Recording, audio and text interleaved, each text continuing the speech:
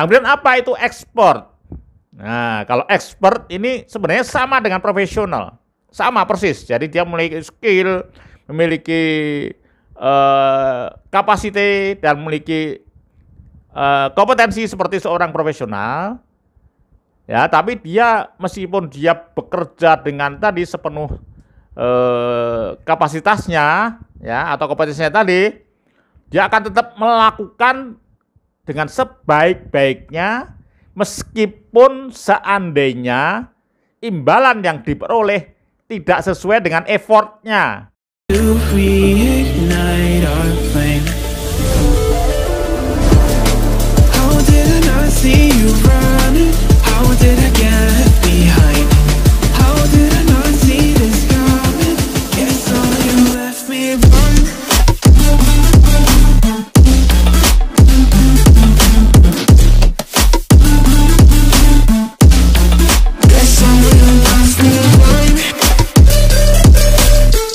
Assalamualaikum warahmatullahi wabarakatuh. Ketemu lagi dengan saya, trainer Amir Faisal. Kalau Anda ingin tahu lebih baik tentang saya, atau Anda ingin mendownload buku-buku bestseller saya yang di Gramedia, silakan Anda klik yang ada tanda panah turun ke bawah itu.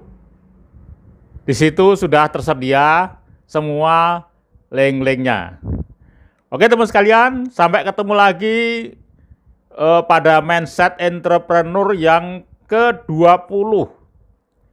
Pada bagian yang ke-20 ini judulnya sebuah pertanyaan, sukses how to atau sukses how to be. Tapi sebelumnya bagi Anda yang belum subscribe, kami mohon untuk subscribe dulu supaya Anda nanti kalau ada edisi terbaru yang lebih asik lagi, ya, nanti Anda akan mendapatkan pemberitahuan dari saya. Oke teman sekalian, dari sukses how to dengan sukses how to be ini sebenarnya hanya merupakan level atau tingkatan, ya. Anda ingin meraih kesuksesan secara how to saja atau menjadi how to be, itu ya.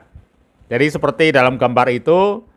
Jadi ada 4 tahap yang mesti dilalui bagi siapa saja yang ingin menjadi profesional, ingin menjadi seorang yang expert itu ya di bidangnya, baik sebagai profesional ataupun sebagai seorang pengusaha, CEO, ataupun di bidang-bidang lain gitu, itu pasti harus melalui 4 tahap.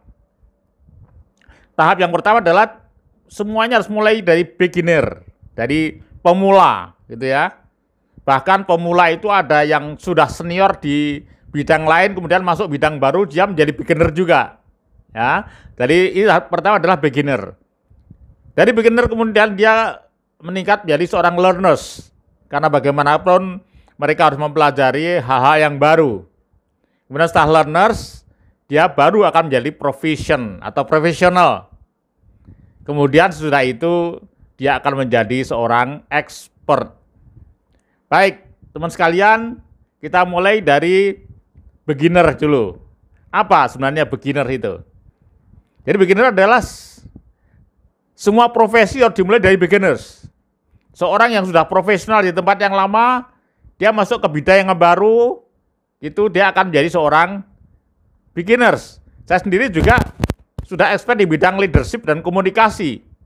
Tapi kemudian ketika masuk ke era milenial, era disruption, maka saya pun harus belajar tentang IT, saya belajar tentang digital marketing. Maka di situ saya belajar pada anak-anak yang jauh lebih muda dari saya gitu. Di situ saya menjadi seorang beginner juga. Nah, ini adalah beginners. Kemudian yang kedua, apa learners itu? Learners adalah orang yang ya mengenali bidang yang baru. Jadi seperti saya katakan tadi, seseorang yang meskipun dia di bidang lain gitu ya, sudah menjadi senior, sudah menjadi seorang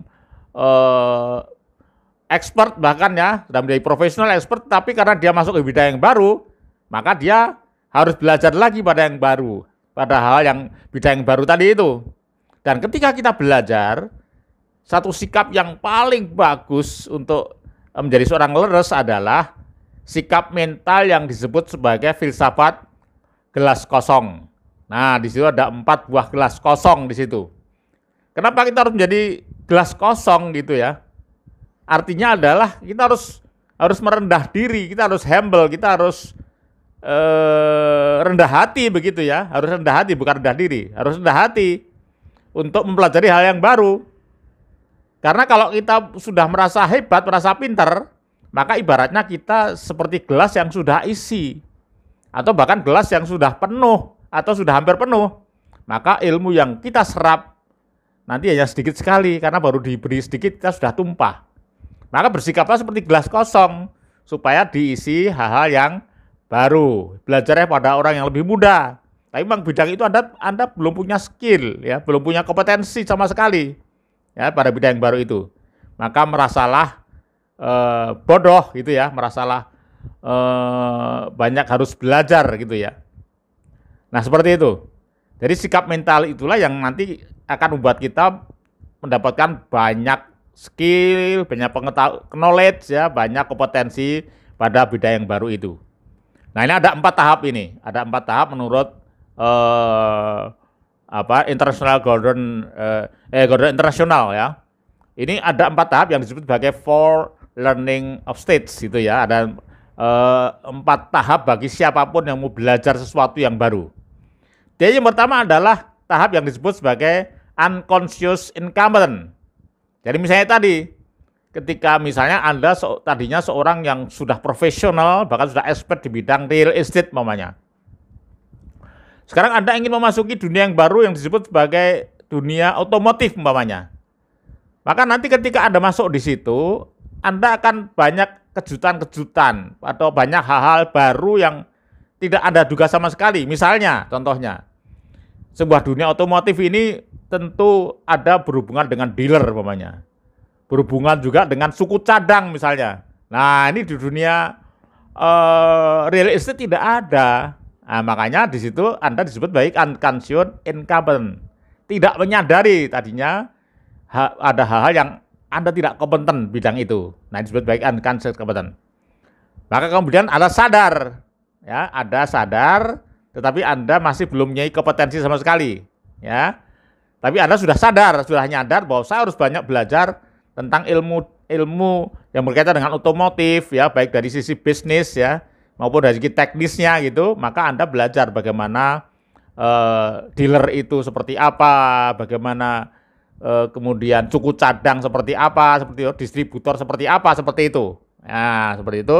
Maka pada saat itulah Anda disebut sebagai conscious incompetent. Sudah sadar, tapi Anda belum menguasai bidangnya. Nah, karena Anda terus mau belajar ya di bidang itu, maka lama-lama Anda pada level ketiga menjadi conscious competent. Ya, Anda sekarang sudah sadar bahwa banyak hal yang harus Anda pelajari di bidang yang baru itu, dan sekarang Anda sudah kompeten. Nah, nanti Anda terus belajar praktek, lama-lama Anda menjadi level yang keempat, yaitu unconscious competent. Jadi seperti di bidang yang lama dulu, seperti di bidang real estate itu Anda sudah unconscious competent, Anda sudah unconscious competent. Jadi Anda sudah sangat kompeten sekali, sangat profesional sekali, ya, punya skill yang tinggi menangani real estate, ya, sehingga Anda sudah unconscious, sudah automatically dalam mengerjakan bidang Anda itu. Nah, sekarang pun di bidang otomotif ini, bidang yang baru ini, karena Anda terus-menerus melatih, belajar, maka Anda pun juga menjadi seorang profesional atau seorang menjadi unconscious competent. Nah, teman sekalian, itulah tahap-tahap yang harus dilalui oleh setiap learners, ya, setiap learners. Nah, kemudian level yang berikutnya adalah profesional. Apa profesional itu? Profesional adalah seseorang yang bekerja dibayar sesuai dengan skill, kapasitas, dan kompetensinya. Nah, ini adalah seorang profesional. Dia memang minta bayaran sesuai dengan tadi kapasitas dan skillnya tadi. Maka memang energi, ya, passion utamanya dari seorang profesional adalah bayarannya. Ya, kalau dia dibayar sesuai dengan kapasitasnya tadi, dia akan kinerja yang sangat bagus sekali. Ini seorang profesional. Maka seorang profesional bisa juga disebut sebagai seorang pekerja cerdas. Nah, seorang pekerja cerdas, bekerja karena kecerdasannya. Baik kecerdasan skillnya, kecerdasan otaknya maupun kecerdasan fisikalnya, ya, itu adalah seorang pekerja cerdas. Pada tahap ini dia disebut sebagai seorang yang sudah sukses how to. Nah, kalau Anda di dunia ini hanya ingin meraih sukses how to, ya sudah, Anda menjadi seorang profesional. Nah, kemudian apa itu expert? Nah, kalau expert ini sebenarnya sama dengan profesional. Sama persis. Jadi dia memiliki skill, memiliki kapasiti, dan memiliki kompetensi seperti seorang profesional. Ya, tapi dia meskipun dia bekerja dengan tadi sepenuh kapasitasnya, ya, atau kompetensinya tadi, dia akan tetap melakukan dengan sebaik-baiknya meskipun seandainya imbalan yang diperoleh tidak sesuai dengan effortnya. Nah, beda kan? Ada bedanya. Jadi profesional itu dia bekerja dengan kinerja penuh kalau dia dibayar sesuai dengan tadi kapasitasnya. Tapi kalau ini dibayar sesuai dan tidak sesuai sama saja. Ya. Nah, ini contoh ya, contoh. Misalnya seorang CEO korporasi besar gitu ya. Sudah nasional, bahkan mungkin internasional seperti itu ya. Tetapi dia dengan sukarela misalnya menjadi pendamping UMKM misalnya, atau pendamping koperasi misalnya. Nah, inilah seorang yang expert.